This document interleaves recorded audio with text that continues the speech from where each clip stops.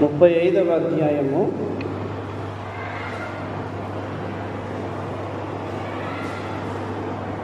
ఆదికాండము 35వ అధ్యాయము 17 వచనము నుండి 19 వరకు మనం చదువుకుందాం. ఆమె ప్రసవము వలన ప్రయాసపడుచున్నప్పుడు మంత్రసాని ఆమెతో, భయపడకుము, ఇదియు నీకు కుమారుడగునని చెప్పెను. ఆమె మృతి పొందెను. ప్రాణము పోవుచుండగా ఆమె అతని పేరు బెనోని అనెను.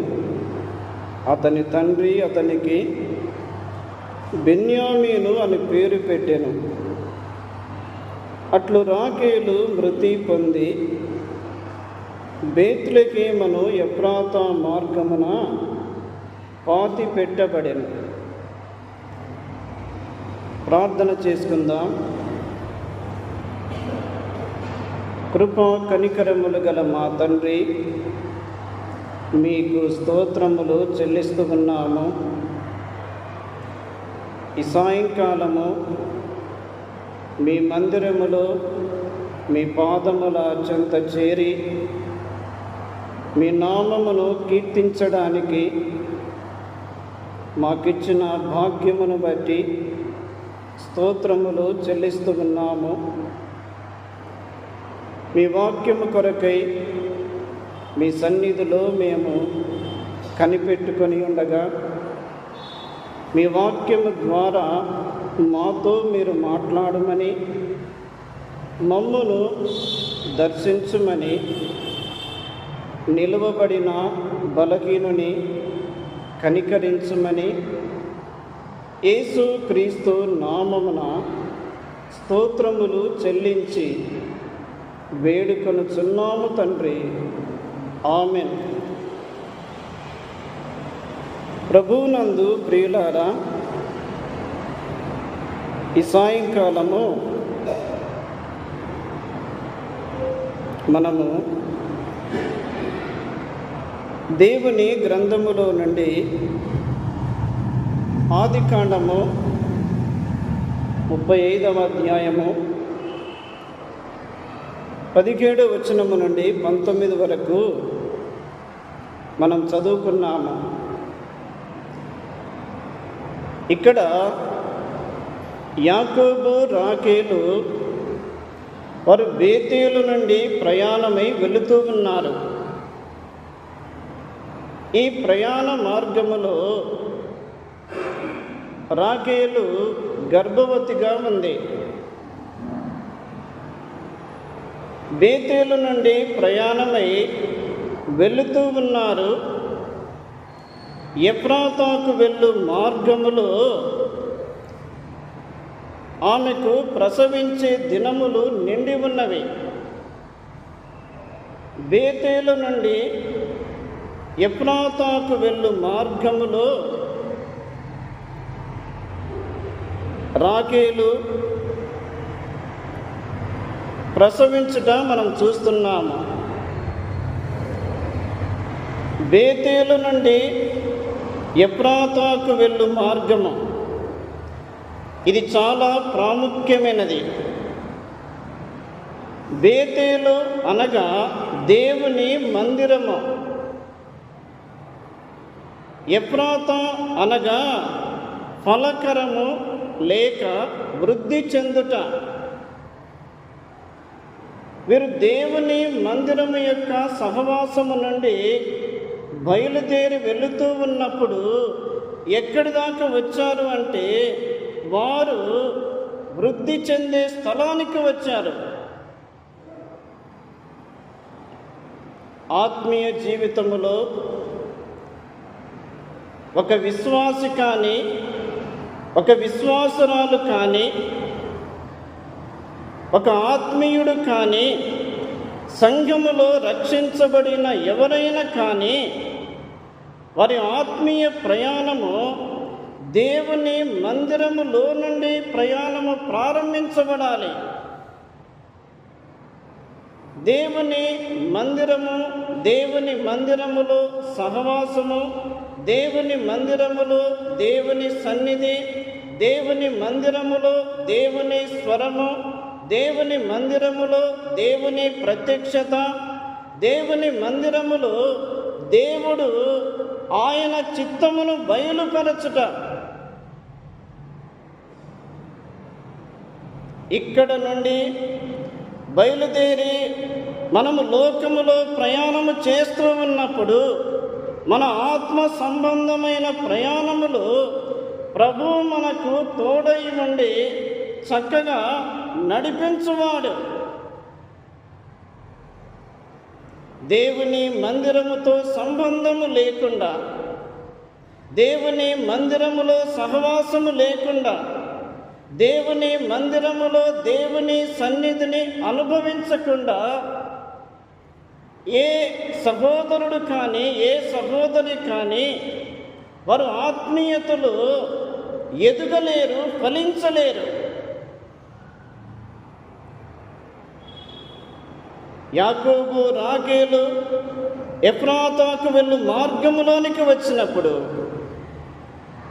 రాహేలు ప్రసవించే దినములు ఆసన్నమైనవి. 17వ వచనములో ఆమె ప్రసవము వలన ప్రయాసపడుచున్నప్పుడు మంత్రసాని ఆమెతో, భయపడకుము, ఇదియో నీకు కుమారుడగునని చెప్పెను. ప్రియులారా, రాహేలు ప్రసవించే దినములు సమీపమై ఉన్నవి. వేదనకరమైన స్థితిలోనికి వెళుతూ ఉంది, ప్రమాదకరమైన స్థితిలోనికి వెళుతుంది, మరణకరమైన స్థితిలోనికి వెళుతుంది. ఆ సమయంలో మంత్రసాని ప్రసవించే ఆమెతో, భయపడకుము, భయపడకుము.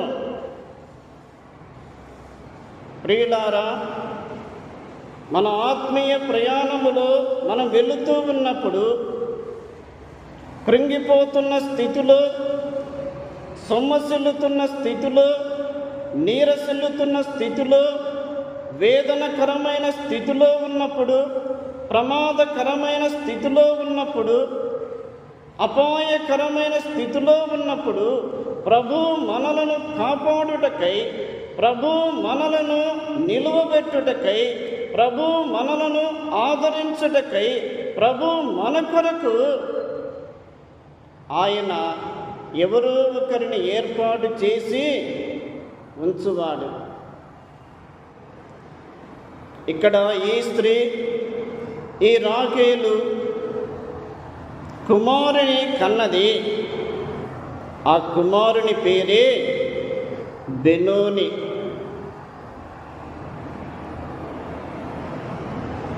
ఎందుకు ఆ పేరు పెట్టింది అంటే, ఆమె మృతి పొందెను, ప్రాణము పోవుచుండగా ఆమె అతని పేరు బెనోని అనెను. ప్రియులారా, తల్లి తన కుమారునికి బెనోని అని పేరు పెట్టెను. బెనోని అనగా దుఃఖపుత్రుడు. ఏ తల్లి అయినా తన కుమారునికి ఒక మంచి పేరు సిద్ధపరిచి పెట్టును. కానీ ఈ కుమారునికి తల్లి దుఃఖపుత్రుడు అని పేరు పెట్టి మరణించినది. ఇందులో మన ప్రభు అయిన యేసు క్రీస్తు స్పష్టముగా కనిపిస్తున్నాడు. యేసు క్రీస్తు ప్రభు మన పాపముల కొరకు, మన దోషముల కొరకు ఆయన దుఃఖాక్రాంతుడు. ఆయన దుఃఖపుత్రుడుగా మారెను. యెషయా గ్రంథము మనము అనేక సందర్భాలలో చదువుకున్న లేఖన భాగమే 53వ అధ్యాయము 53వ అధ్యాయము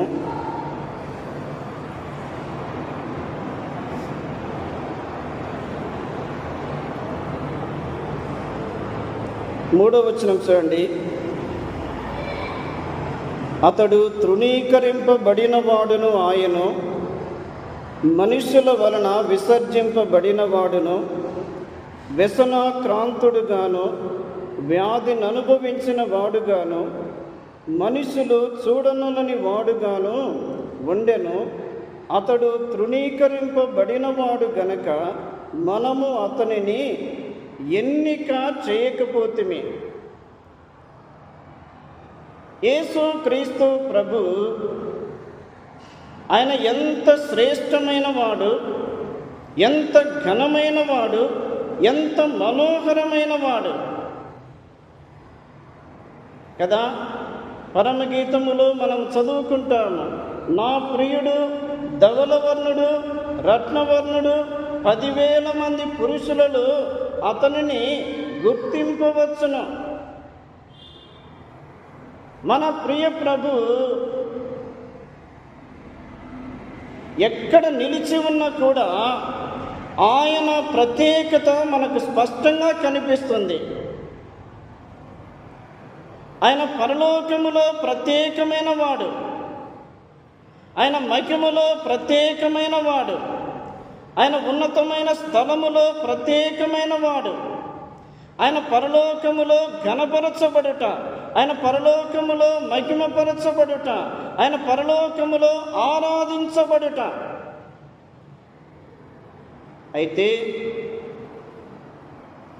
తండ్రి నిర్ణయించిన కాలము వచ్చినప్పుడు పరలోకము నుండి దేవుడే మానవుడుగా లోకానికి పంపబడెను. దేవుడే తన కుమారుని పంపెను. పంపబడిన యేసుక్రీస్తు ప్రభు భూలోకములు యోగ్యుడుగా జీవించాడు. ఆయన తన ప్రత్యేకతను లోకానికి కనుపరిచాడు. మాటలలోనేమి, క్రియలలోనేమి, ప్రవర్తనలోనేమి, సందేశములోనేమి, సాక్ష్యములోనేమి, పరిచర్యలోనేమి ఆయన జీవితం అంతటిలో లోకానికి ప్రత్యేకతను చూపించడం ద్వారా ఆయన జీవితమే అనేకులను ఆకర్షించెను. అందుకే ప్రభువును అనేకులు విశ్వసించి వెంబడించుచు ఆయన వెంబడి వెళ్ళిపోతూ ఉన్నారు. ఆయన అనేకులను ఆకర్షించుచూ ఉండగా, అంటే తండ్రి ఆకర్షించువాడు, కానీ యేసుక్రీస్తు ప్రవర్తన అనేకుల జీవితాల మీద ప్రభావితము చేయబడి ఉంది. అయితే ప్రియులారా, అట్టి ప్రియ ప్రభు ప్రాముఖ్యమైన ఉద్దేశము మన పాపముల కొరకై బలి అయిపోవుట. మన పాపముల కొరకై బలి అయిపోవుట. ఆయన శరీరమంతయు సిలువలో స్వరూపము కోల్పోయెను, సొగసును కోల్పోయెను, మనుషులు చూడనులని వాడు ఆయను. ఆయన దేహమంతయు రక్తసిక్తమై ఉండెను. తల మొదలుకొని అరికాలు వరకు ఆయన దేహమంతయు గాయములే. ఆయన దేహమంతయు ఆ రక్తముతో నిండి ఉండెను.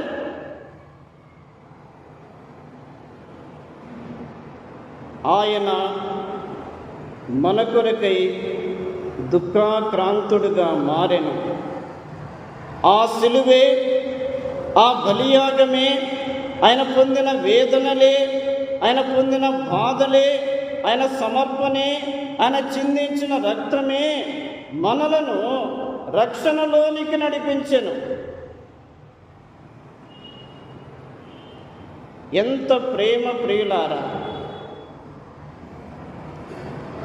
తల్లి తన కుమారునికి దుఃఖపుత్రుడు అని పేరు పెట్టెను.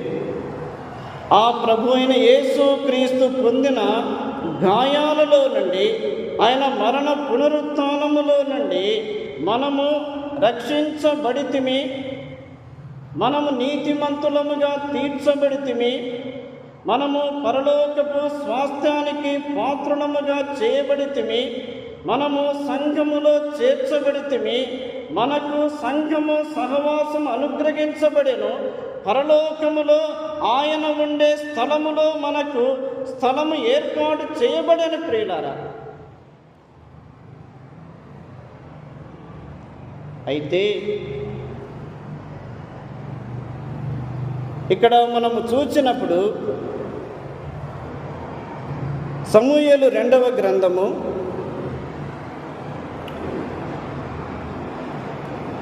15వ అధ్యాయము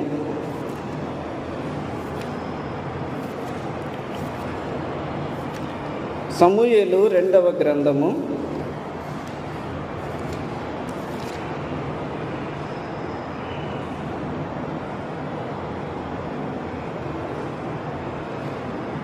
15వ అధ్యాయము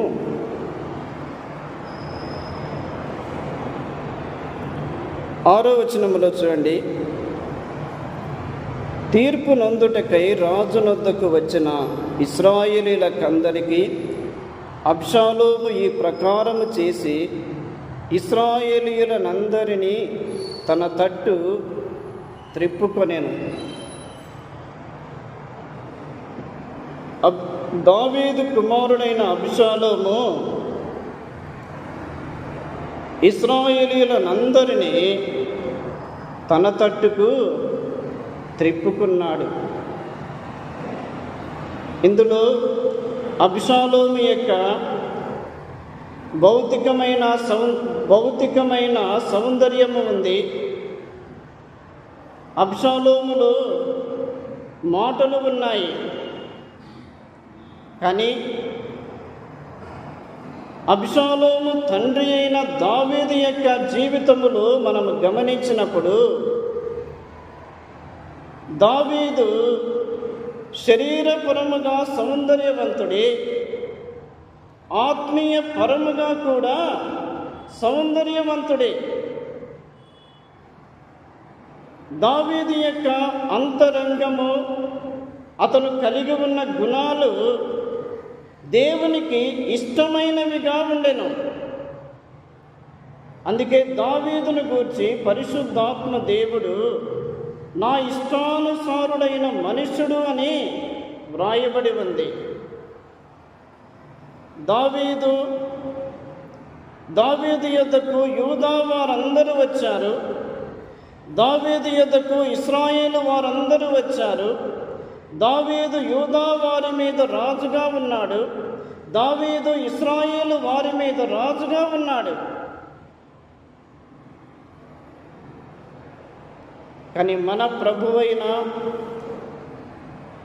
యేసు క్రీస్తు, ఆయన మనలను ఆకర్షించినవాడు, మనలను తన వైపుకు త్రిప్పుకున్నవాడు.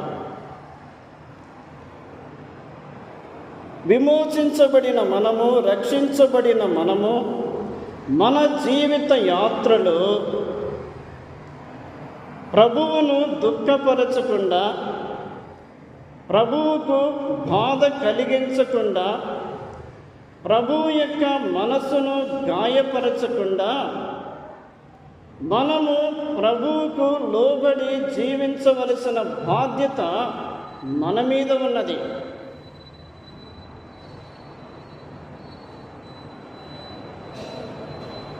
తల్లి దుఃఖపుత్రుడు అని పేరు పెట్టి మరణించినది. కానీ అదే కుమారునికి తండ్రి మరి ఒక పేరు పెట్టాడు. ఏమిటి? బెన్యామీను. అయితే ప్రియులారా, ఆత్మీయ జీవితములో, విశ్వాస యాత్రలో మనము ముందుకు సాగి వెళుచున్నప్పుడు మన జీవితము ద్వారా ప్రభువుకు మహిమ రావాలి. మన మాటల ద్వారా ఇతరులు ఆదరణ పొందాలి. మన సాక్ష్యము ద్వారా ఇతరులు ప్రభువు యొద్దకు రావాలి. అది మన ప్రభు మన నుండి కోరుకొనుచుండగా, అందుకు ప్రభువు మనకు ఏర్పాటు చేసిన ఈ సదుపాయములు మనము సద్వినియోగము చేసుకోవాలి. ఏమిటి ఆ సదుపాయములు అంటే? సంఘము, సహవాసము, వాక్యము, ప్రార్థన, పరిశుద్ధుల యొక్క సహవాసము, ఇవన్నీ కూడా ప్రభు మన కొరకు ఆయన ఏర్పాటు చేసి ఉంచాడు. వీటి ద్వారా మన ఆత్మీయ జీవితమును మనము బలపరుచుకోవాలి. కీర్తనల గ్రంథము 80వ కీర్తన 80వ కీర్తన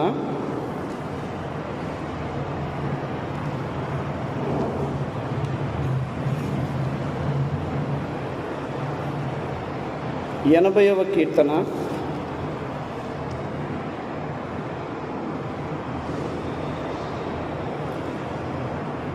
16వ వచనము లేక 15వ వచనం చూడండి. నీ కుడి చేయి నాటిన మొక్కను కాయము, నీ కొరకు నీవు ఏర్పరచుకొనిన కొమ్మను కాయము.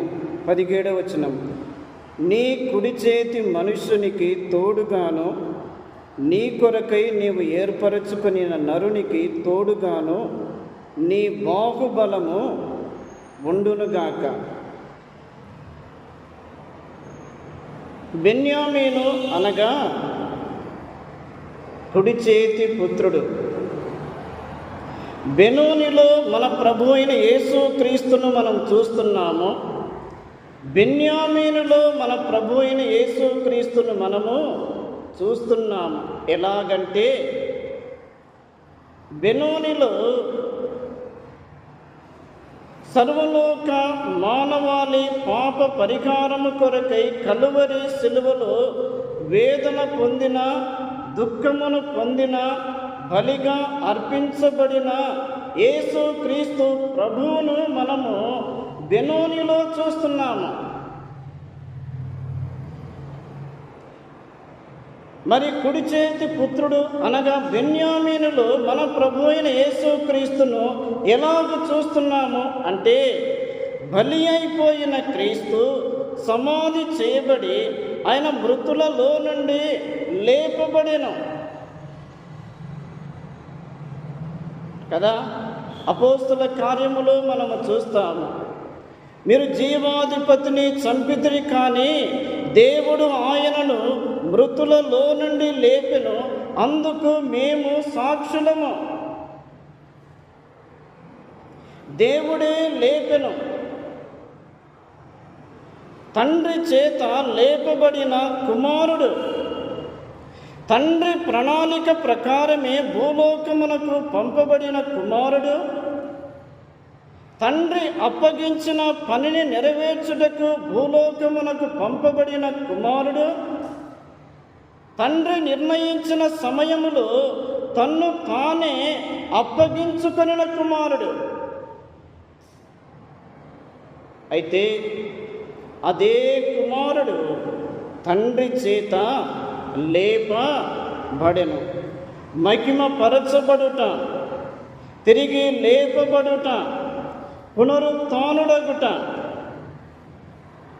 అలాగే రక్షించబడిన విశ్వాసులమైన మనకు ప్రభువు ఇచ్చిన గొప్ప నిరీక్షణ ఏమిటి? మనకు పరలోక సంబంధమైన ఆ మహిమను మనకిచ్చాడు. ఆత్మ సంబంధమైన జీవమును మనకిచ్చాడు. ఆత్మ సంబంధమైన ఆశీర్వాదములు పొందుటకు పాత్రులుగా మనలను చేశాడు. అయితే ప్రియులారా, బెన్యామీనును గూర్చి దేవుని గ్రంథములో నుండి ఆదికాండము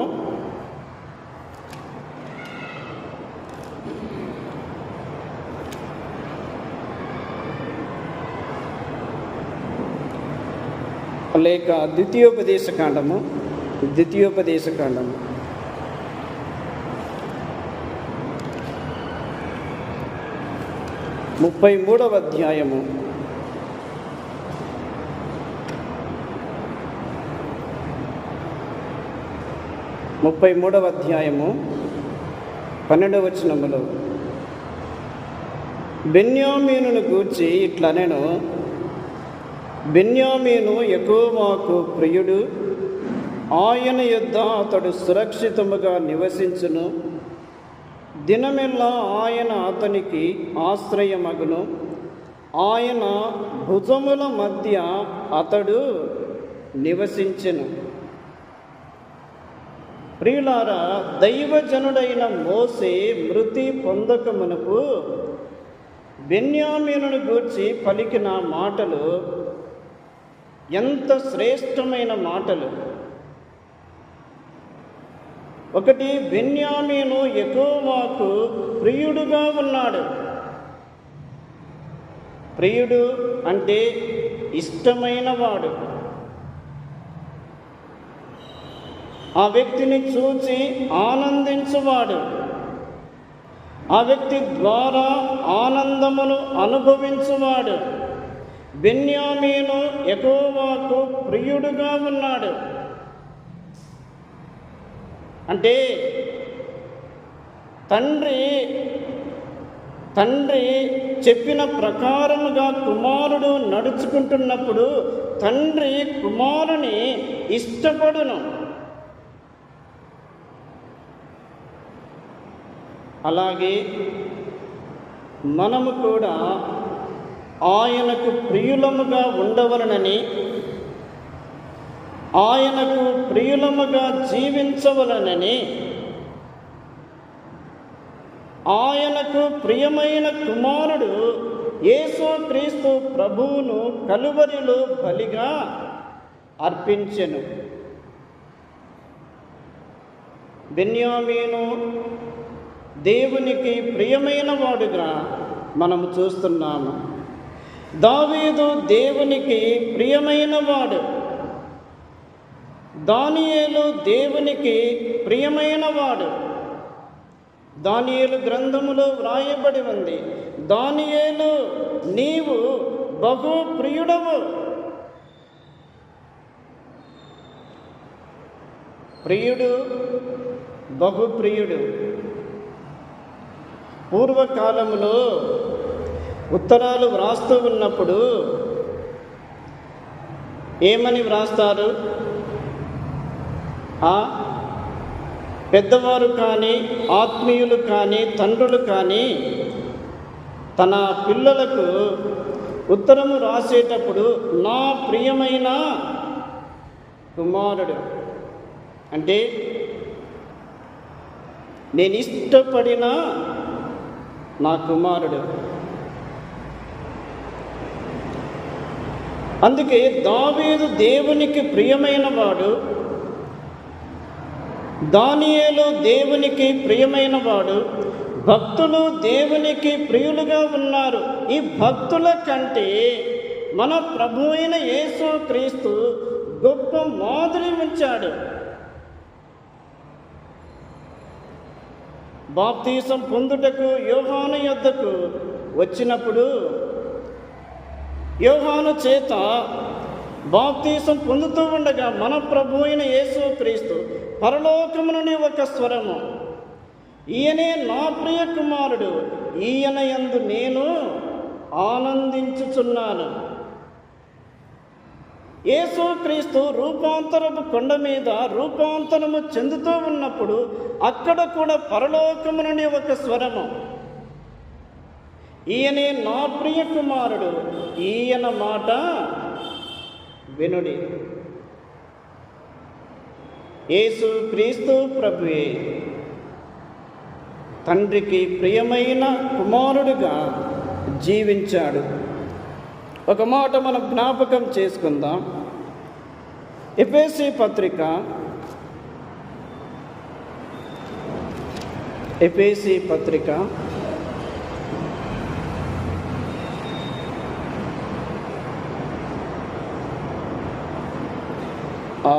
5వ అధ్యాయము 1వ వచనములో, కావున మీరు ప్రియులైన పిల్లల వలె దేవుని పోలి నడుచుకొనడి. పౌలు ఈ మాట వ్రాస్తున్నాడు అంటే ఎఫెసీ పట్టణములో పౌలు ఎంత కష్టపడినాడు, ఎంత ప్రయాసపడినాడు.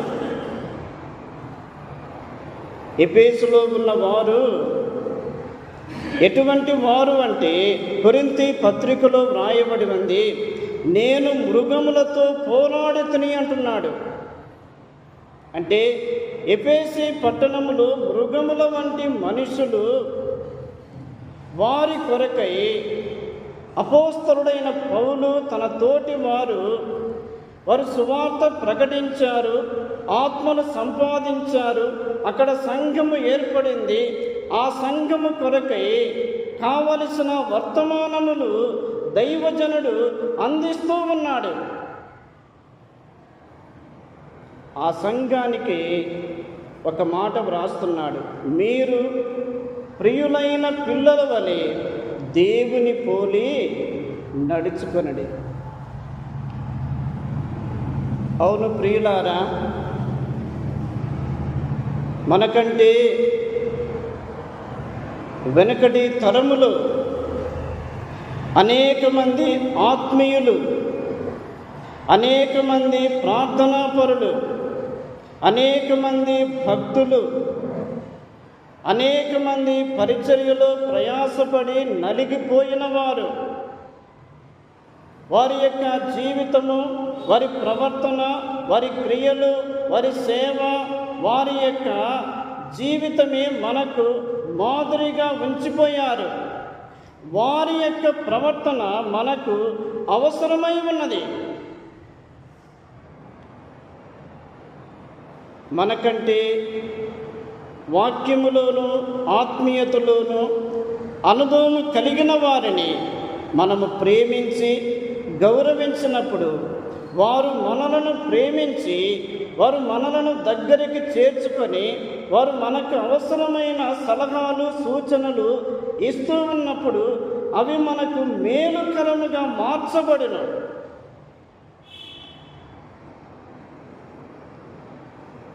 కానీ ప్రియులారా, ఈ దినాలలో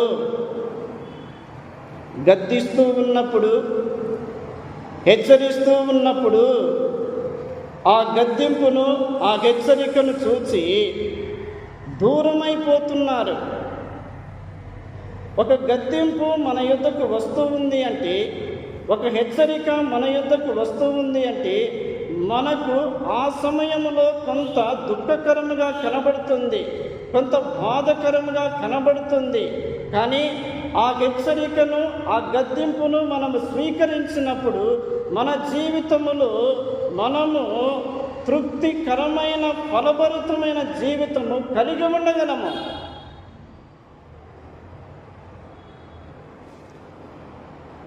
అపోస్తలుడైన పౌలు ఒక మాట వ్రాస్తున్నాడు, చూడండి.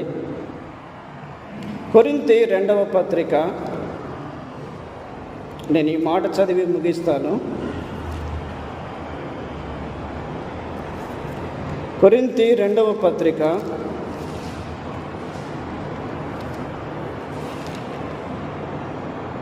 7వ అధ్యాయము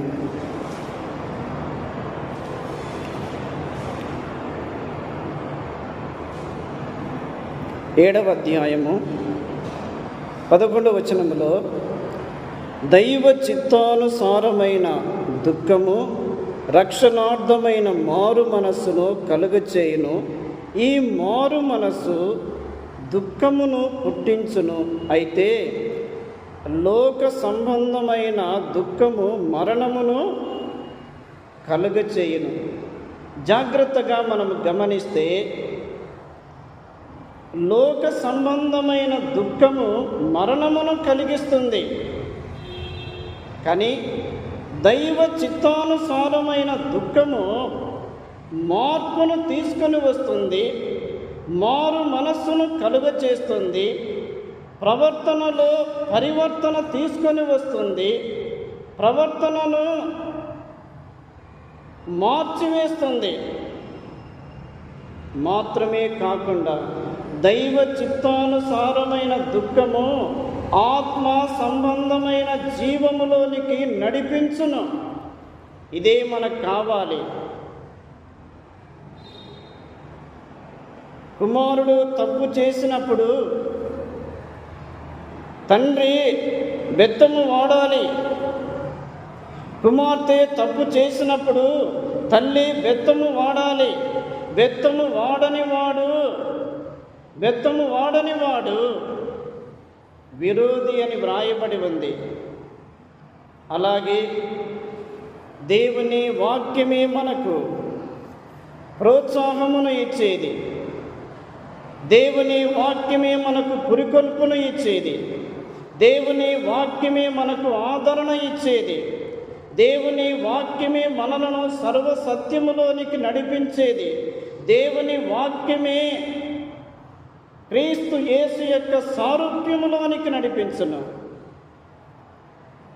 అట్టి కృపలోనికి ప్రభువు మనలను తీసుకొని వచ్చును గాక. దేవుడు ఈ తలంపులు మన వినికిడిలో దీవించును గాక.